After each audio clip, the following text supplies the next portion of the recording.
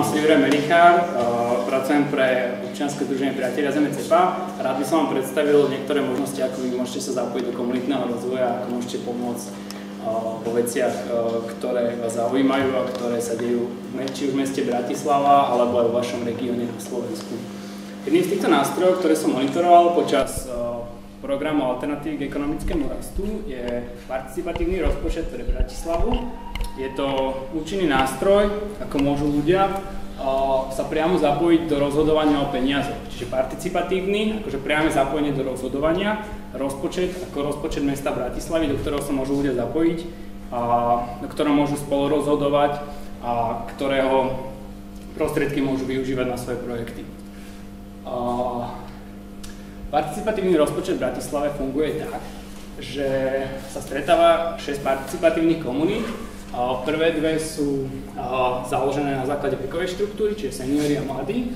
Potom je tam komunita doprava, určite poznáte cyklokoalíciu, cyklokuchyňu, tak oni písali niektoré projekty v rámci dopravy. Zelené mesto, o tom si môžeme povedať potom viac. Kultúra a open data. Práca komunít spočíva v tom, že sa pravidelne stretávajú a diskutujú o problémoch, či už v danej oblasti alebo vekovej skupiny, prípadne o tom, čo v danej oblasti si myslia, že by sa malo riešiť. Na základe tejto diskusie vzídu určité body, respektíve priority, ktoré by sa mohli riešiť a na ich základe sa potom začnú formovať, ak majú ľudia záujem a ak sa tak zhodnú určité projekty, o ktorých sa diskutuje a ktoré v rámci komunity vylepšia natoľko, že potom ich posunú ďalej do verejného zvažovania, pri ktorom sa stretnú všetky komunity, ktoré následne diskutujú a vyberú projekty, ktoré vyberie mesto.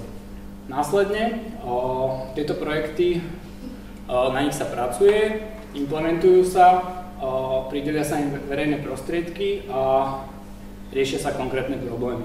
Taktiež sa realizujú verejné fóra, na ktorých ľudia komunikujú o problémoch, diskutujú o prioritách, prizývajú si ďalších členov na prácu v komunite. Projekty pre rok, aby si to vedeli lepšie predstaviť, tak najlepšie to uvidíte asi na projektoch, ktoré boli realizované v roku 2011. Komunitné centrum generácií, ktoré sa nachádza na Karpatskej ulici 2 v budove Inky, kde sa stretávajú jednotlivé komunity a spoločne diskutujú. Zelená hliadka, pamätné tabule významným Bratislavčanom a Bratislavčankám, plavárne, Sadaj na bike, Bike to work a krízová linka pomoci. Prvý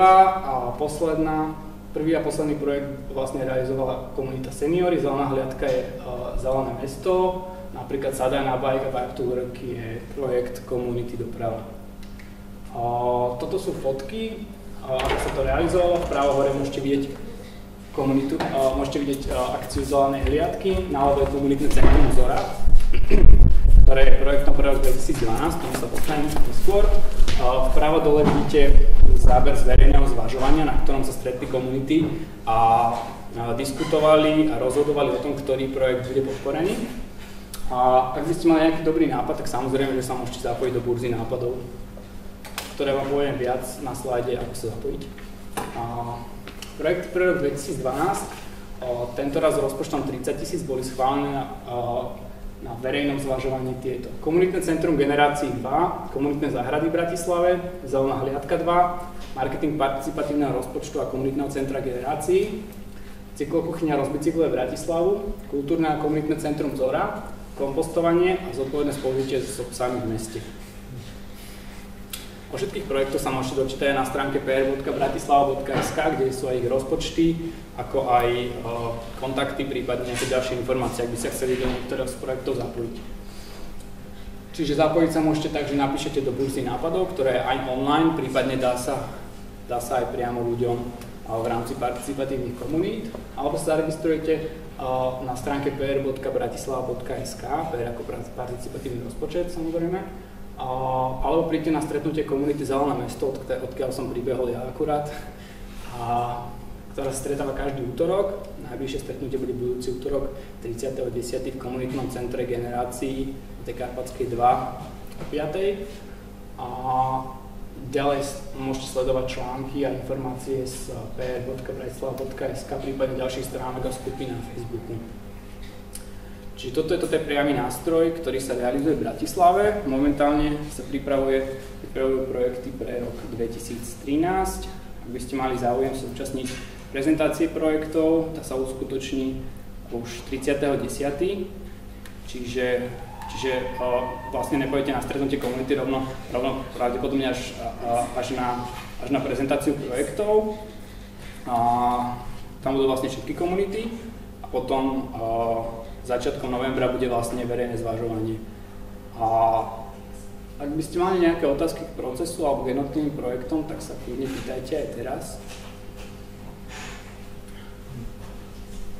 Ak nie, tak ďakujem za pozornosť pri tejto prezentácii. Ešte vám chcem niečo povedať ďalej o ďalšej možnosti zapojenia sa. To je k tomu, ale nemám už slajd, ale možno ste videli takýto plagátik, to zase robíme v našej organizácii ako v rámci projektu EU fondy. Takáto súťaž projektových nápadov. Čiže ak by ste mali nejaký projektový nápad, ako v oblasti udržateľnej dopravy, udržateľnej spotreby a odpadového hospodárstva, prípadne udržateľnej energetiky alebo rozvoja miest a obcí, tak ak budete spĺňať podmienky súťaže, čiže budete mať viac ako 18 rokov,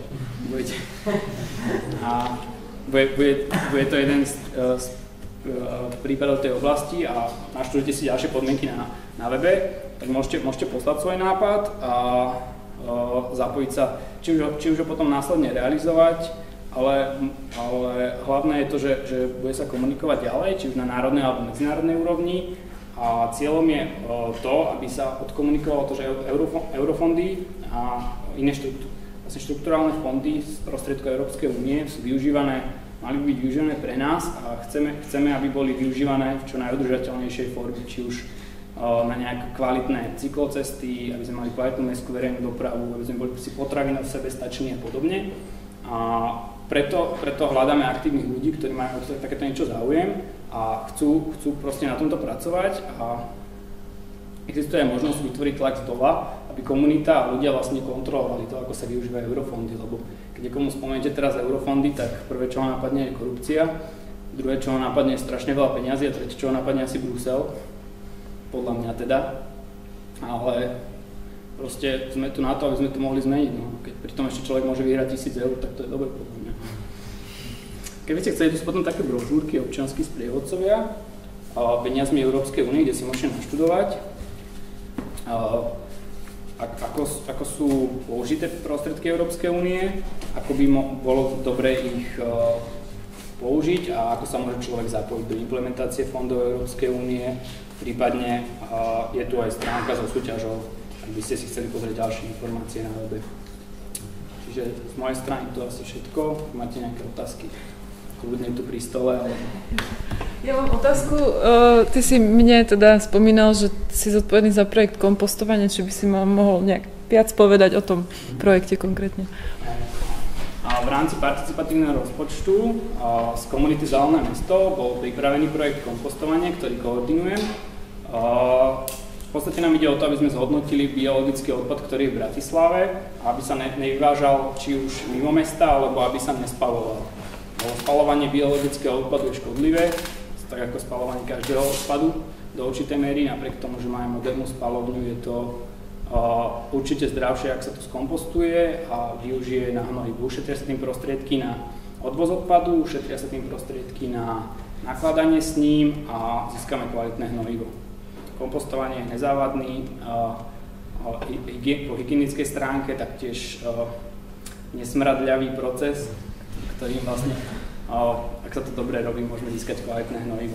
Ak by ste mali záujem sa zapojiť do projektu či už kompostovania alebo komunitných záhrad, tak mi dajte vedieť, prípadne napíšte na kompostovanie@udržateľne.sk. A cieľom toho projektu je vlastne robiť len osvetu, alebo aj konkrétne tie kompostoviská nejak? Na koho vlastne určený? Projekt. Kto je tá cieľová skupina?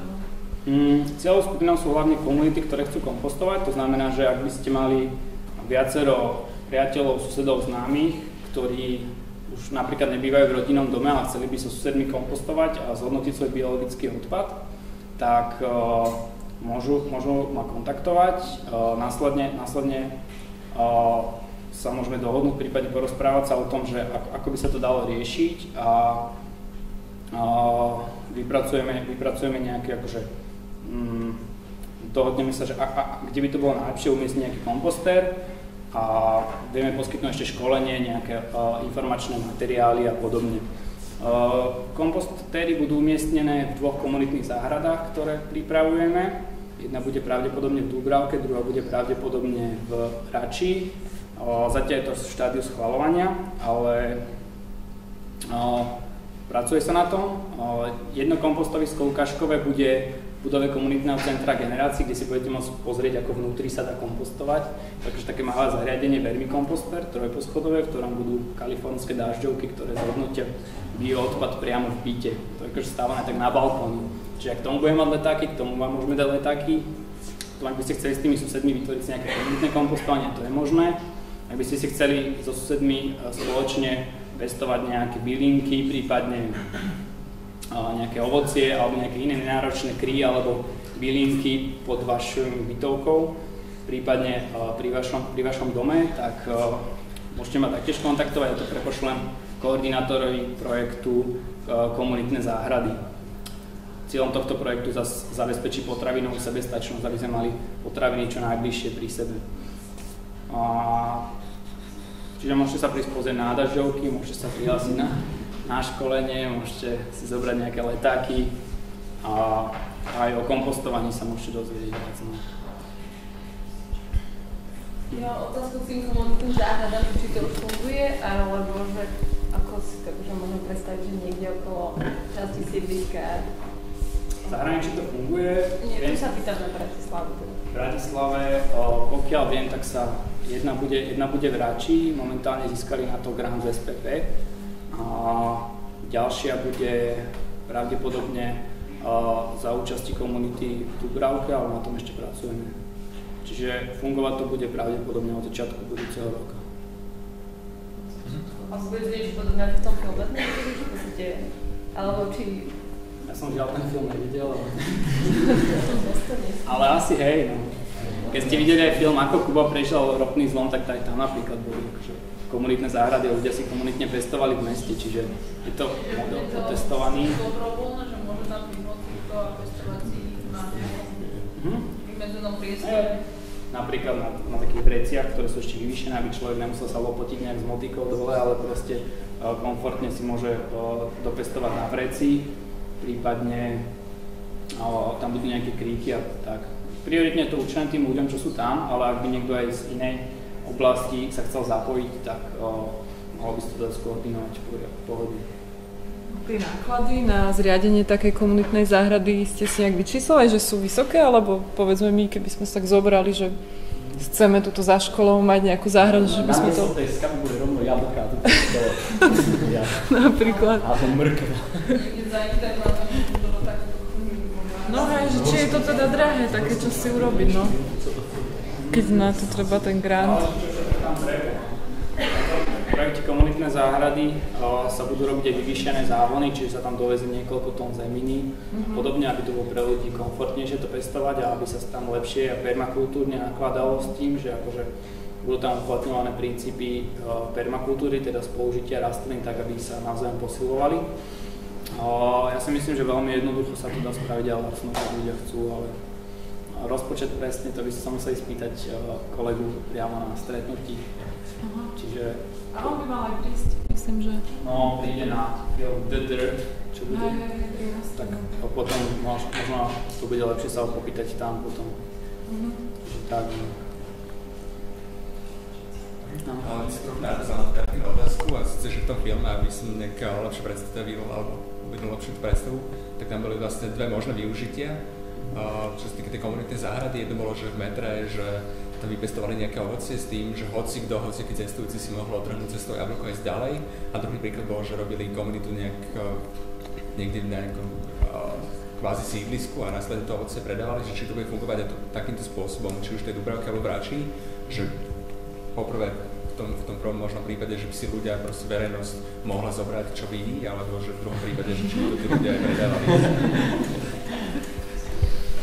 V tej radši, pokiaľ viem, tým, že je to projekt, ktorý podarilo viacero rodín, tak pravdepodobne to bude uzavretejšie, neviem. Akože je to od komunikácie.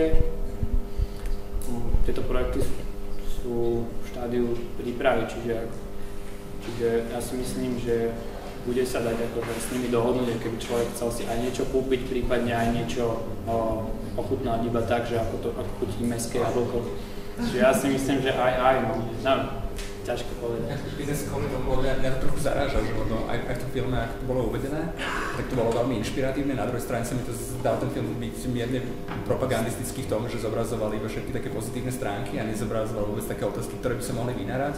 A jednou z tých otázok je práve, že ak nahľadneme na súčasnú časovú banku, teda na Slovensku, ako to funguje, že vymenujeme službu za službu, alebo či už by to bola nejaká lokálna mena, ktorá bola práve hentam, tak mám taký dojem, že tí ľudia trochu unikajú daniam a to má potom následky na celý štát, tak preto sa chcel spýtať, že aký máš ty názor na toto, že napríklad na lokálnu menu? Lokálna mena je problematika, ktorá môže mať tento negatívny aspekt a vzhľadom na to, že boli nejaké snahy napríklad aj kontrolovať sprepytné účastníkov a podobne, tak je možné, že aj z tohto hľadiska akože bude to štát nejak kontrolovať alebo riešiť. Podľa mňa je vynikajúce, ak ľudia svoje prebytky, či už časové alebo pestovateľské alebo podobne v rámci lokálnych trhov predávajú a riešia. Ja si myslím, že to nemalo byť zdaňované, lebo však akože keď sused pomôže susedovi, prečo má z toho platiť daň. To je len môj názor, osobný.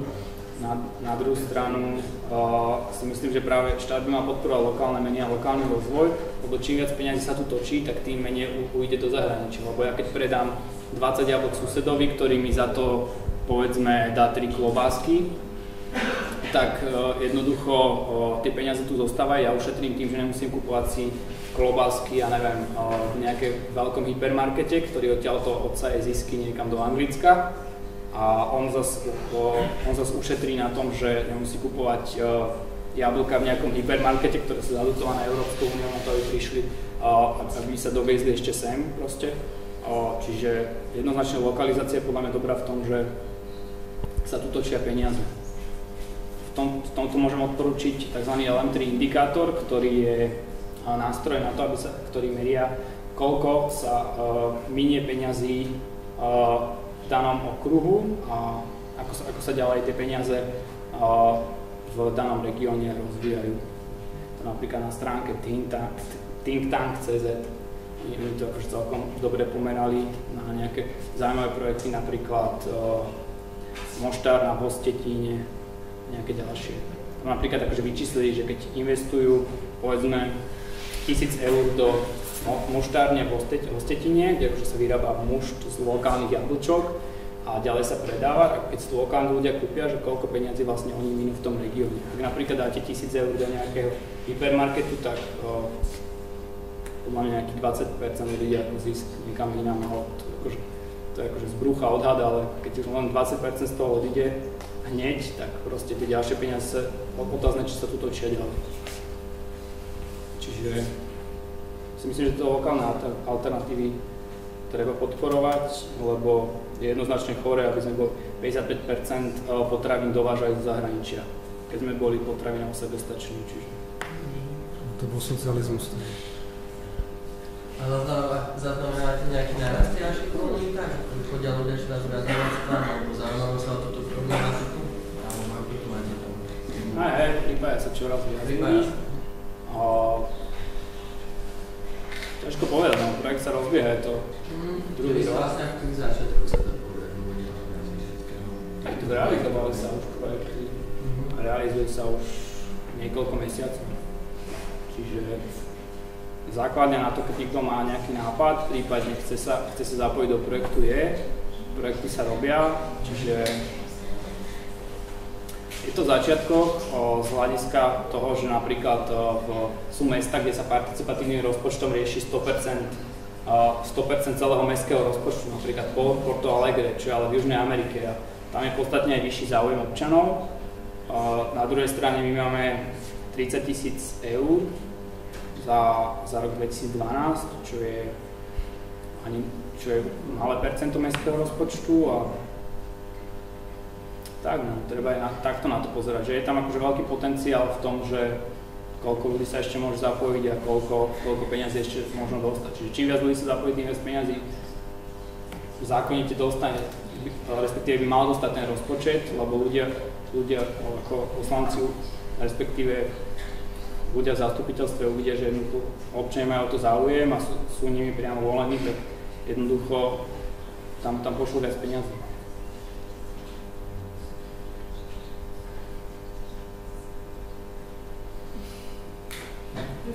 Máte ešte nejakú otázku? Ja by som možno, že vám odporúčala pozrieť si tie dokumenty, čo sme tu mali teraz. Ale akože je tam veľa vecí aj na diskusiu, aj veľa možno inšpiratívnych. Lebo v podstate robíte niečo podobné, ako sa deje tam, len tam sa to dialo tak trošku inak. No.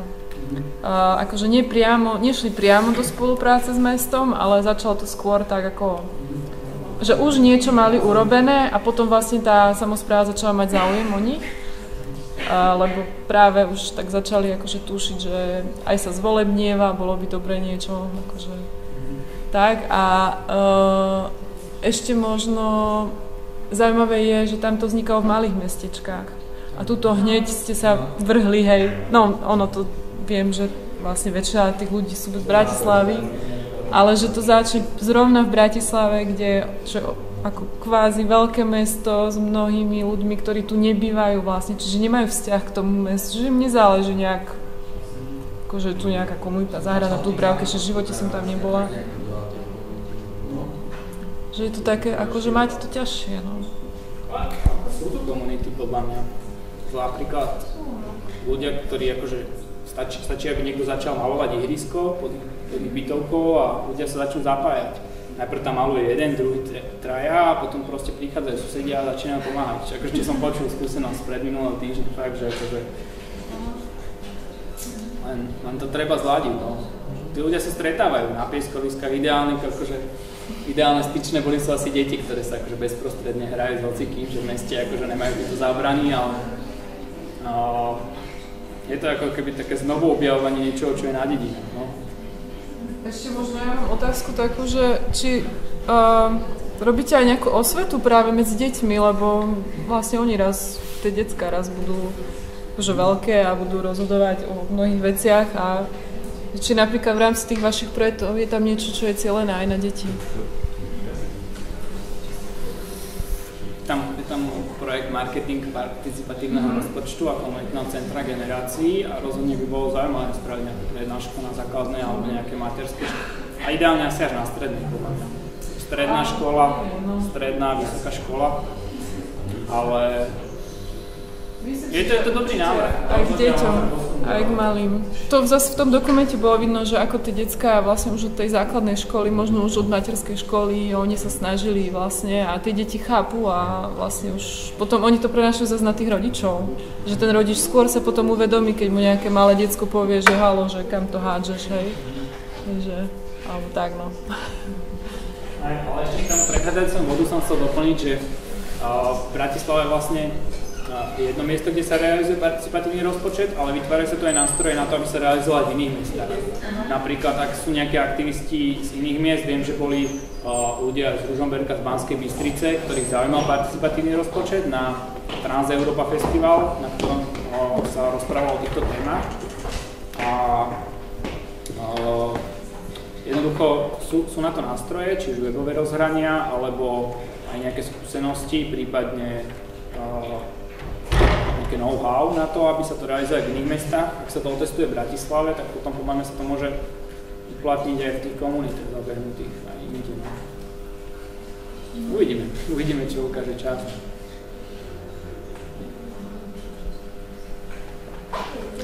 Dobre, ak máte ďalšie otázky, tak rozhodne.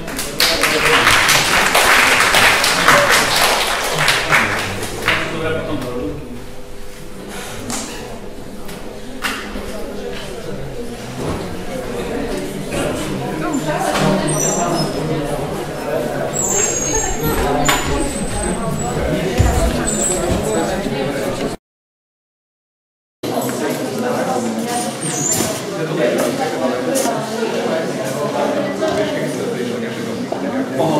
Dobre.